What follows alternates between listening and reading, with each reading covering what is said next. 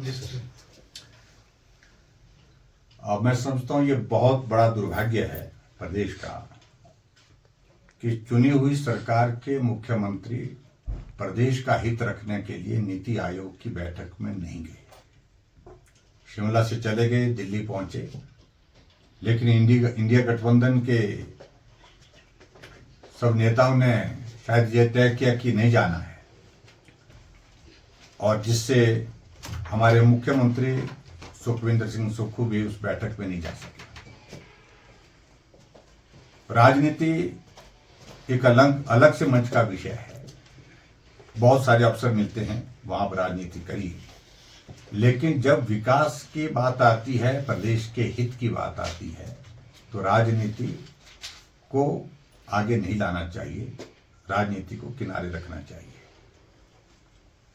प्रदेश का बहुत बड़ा अहित हुआ है, नुकसान हुआ है, और विशेष तौर से जब मुख्यमंत्री कह रहे कि हमारे हिमाचल प्रदेश के लिए और ज्यादा मिलना चाहिए, तो यही वो उचित स्थान था जहां वो अपनी बात रख सकते थे, जहां प्रधानमंत्री जी भी उपस्थित हैं, उनकी अध्यक्षता में बैठक हो रही है, जहां वित्त मंत्री भी वहां पर उस बैठक में उपस्थित है, अपनी बात कह सकते थे, प्रभावी ढंग से कह सकते थे। लेकिन बैठक का बहिष्कार करना ये कोई रास्ता नहीं, कोई तरीका नहीं है। और हिमाचल जैसे छोटे से प्रदेश के लिए ये बहुत आवश्यक है कि केंद्र के साथ अच्छे संबंध बना करके केंद्र से जो मदद जिस रूप में मिलती है, जितनी मिलती है, उसको हासिल करने का प्रयत्न करना चाहिए, ताकि प्रदेश में काम कर सके, विकास कर सके। पिछले 18-19 महीने से पूरे प्रदेश का काम, विकास सारा ठप पड़ा हुआ है। लोन लिए जा रहे हैं, जितना 5 साल में हमने लोन लिया उससे ज्यादा लोन इन्होंने 18 महीने में ले लिया। लेकिन 18 महीने में इतना लोन लेने के बावजूद जा कहां रहा है? काम तो हो नहीं रहा है। सड़कों का काम बंद, दूसरी बरसात आ गई, पिछली बरसात की सड़कें जो बंद हुई तो वो अभी तक खुली नहीं। पुल जो पिछली बरसात के टूटे हुए थे, बहुत भाषण सुने हमने मंत्री महोदय के और मुख्यमंत्री के, हमने ये कर दिया, हमने ये पैकेज कर दिया। जाइए, मंडी में ही 12 पुल टूटे हुए, उसमें से एक पैदल पुल तक भी बन नहीं पाया, मोटरेबल पुल की बात छोड़िए।